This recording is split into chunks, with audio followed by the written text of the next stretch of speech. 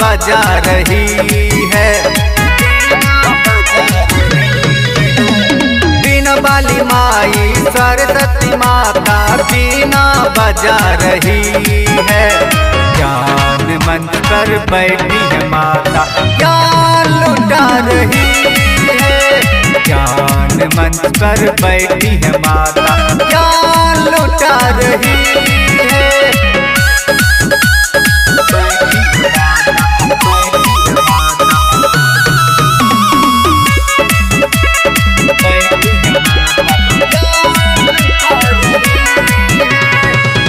विद्या की देवी है तू हे मेरी माता, मूर्खों को ज्ञानी बना दे हे मेरी माता।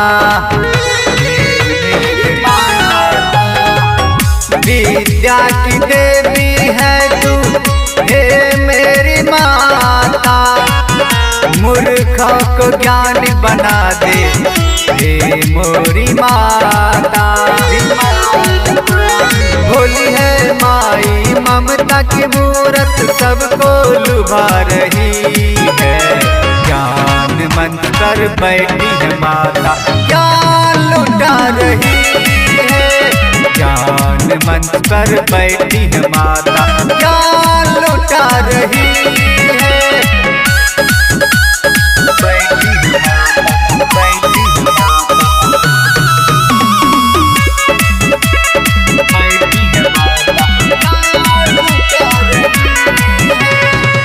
चरणों से लगा ले माता दूर से आया हूँ, आस न टूटे माता आस लगाया हूँ।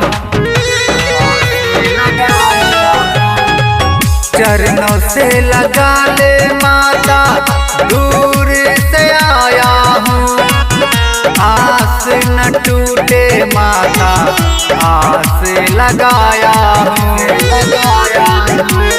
माई का मूरत है खूबसूरत चम चम चमक रही है। ज्ञान मंच पर बैठी है माता ज्ञान लुटा रही है।